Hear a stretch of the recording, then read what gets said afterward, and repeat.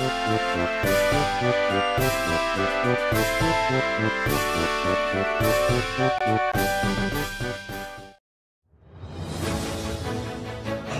ang tinig ng San Manuelenyo Radio. Tatak San Manuel, tatak Tarlac.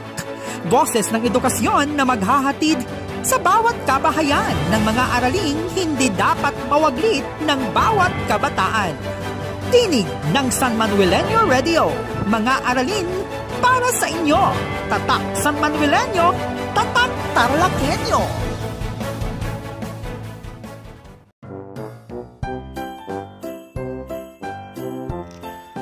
Magandang araw sa mga ginigiliw naming mag-aaral ng ika-6 na baitang. Kumusta kayo mga bata? Ito ang iyong paaralang Banghin Papawid. Tinig ng San Manuel Radio.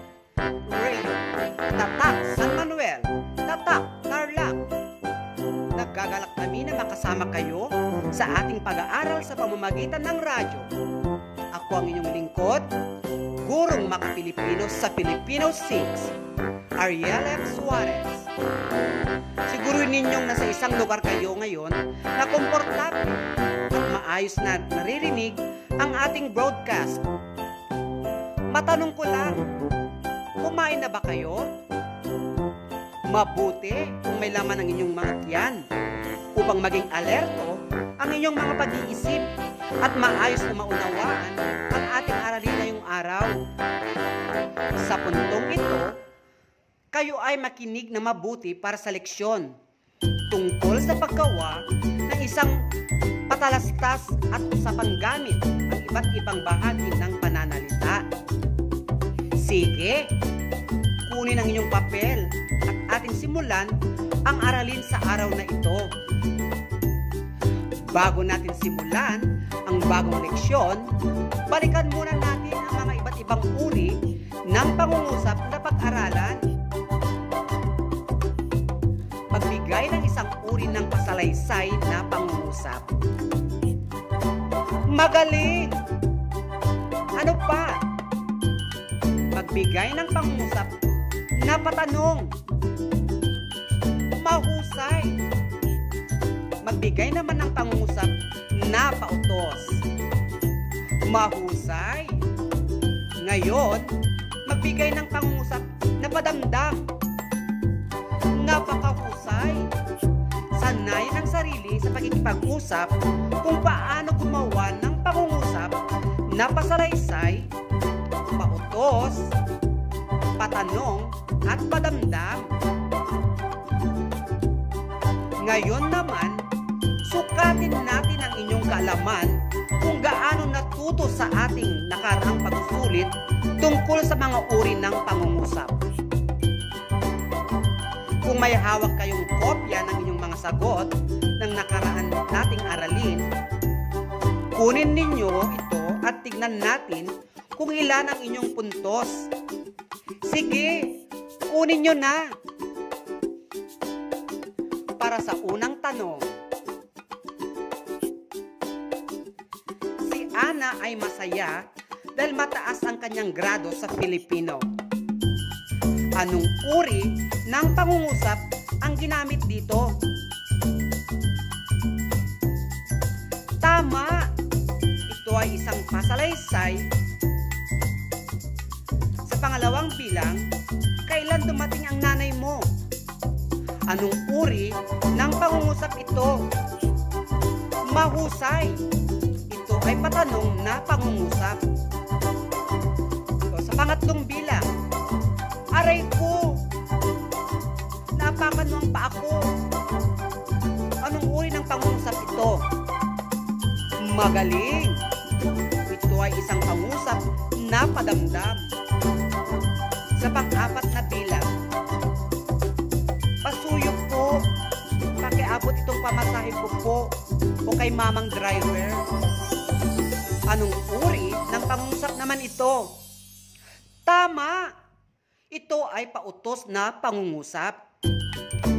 Sa huling pangungusap, saan ka nakatira? Magaling! Ito ay patanong na pangungusap. sagot nyo. Umaasa ako na nasagutan nyo ng mahusay ang ating huling pagsusulit. Mamaya, may maikli pagsulit ulit tayo. Huwag kayong mag-alala. Tiyak na masagutan nyo yung mabuti basta makikinig kayo sa mga ating leksyon. Ngayon, ay handa na tayo para sa panibagong aralin. Game na ba kayo? Kung kailangan ninyong magbanyo, gawin nyo na ngayon dahil sa islang saglit lang ay tuturo ko na sa inyong ating bagong leksyon. Gaya ng nabanggit ko kanina, ang ating leksyon ngayong araw ay tungkol sa paggawa ng patalastas at usapan gamit ang iba't ibang bahagi ng pananalita. Alam kong sabik na kayo sa ating panibagong aralin ngayon. Kung sakaling kayo ay nahihirapang sagutin ang mga gawain sa ating aralin, huwag mag-alinlangan konsultahin ang iyong guro. Maaari kang humingi ng tulong kay nanay o tatay o sa nakakatanda mong kapatid o sino man sa inyong mga kasama sa bahay na mas nakakatanda sa iyo. Laging itanim sa inyong isipang hindi ka nag-iisa. Mga anak, ihanda ang sarili, tumutok at makinig na mabuti. Isulat ang mga mahalagang detalye. Ngayong pakinggan natin ang isang patalastas. Bago ko umpisahan ang pagpaparinig ng isang patalastas, ay nais ko pong muna umupo kayo ng maayos at handang makinig sa akin. Handa na ba kayo mga bata? Naunawan ba ninyo ang patalastas? Ngayon, may mga tanong ako kung sa napakinggan ninyong patalastas. Bibigyan ko kayo ng ilang minuto. Ngayon ay ating sagutin ang mga tanong. Alam kong handa na kayo sa pagsagot. Sa unang bilang, ano ang pamagat ng patalastas? Tama! Ang pamagat ng napakinggang patalastas ay bida solusyon sa COVID-19. Sa pangalawang bilang, tungkol saan ang napakinggang patalastas? Tamang sagot ay solusyon sa COVID-19. Ang inyong napakinggan ay isang halimbawa ng patalastas. Ang isang patalastas ay sinusulat ito ng maikli at maliwanag na mensaheng sumasagot sa mga tanong na ano, sino, saan, at kailan.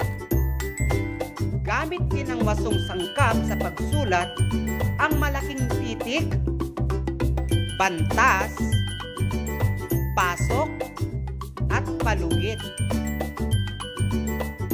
Ano-ano ang mga sangkap na makikita sa isang patalastas? Ang lahat ng ibinigay ninyong mga sagot ay tama. Ang gagaling ninyo. Binabati ko kayo mga anak. Pakinggan ang isa pang patalastas. Ihanda ang iyong papel upang isulat ang iyong mga sagot. Ito ang panuto. Sagutin ang mga tanong sa unang bilang. Ano ang paksa ng patalastas? Ano ang inyong sagot? Tama! Mga dapat gawin upang iwasan at sugpuin ang COVID-19. Sa pangalawang bilang, ano ang COVID-19? Mahusay! Ang COVID-19 ay isang nakakahawang sakit na dulot ng bagong virus. Pangatlong bilang, saan maaaring pumasok ang virus sa katawan? Tumpak ang sagot. Maaaring pumasok sa katawan katawan sa pamamagitan ng mata, ilong, o bibig.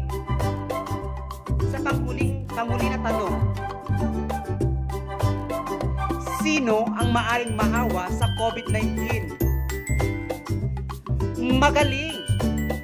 Ang maaring mahawa sa COVID-19 ay tayo. Araw-araw, madalas tayo nakakarinig ng patalastas at babala sa ating paaralan at sa ating barangay. Nakababasa rin tayo ng mga patalastas sa mga pahayagan, nakakapanood sa telebisyon at nakakapakinig sa radyo. Kung ikaw ay susulat ng patalastas, paano mo ito isusulat?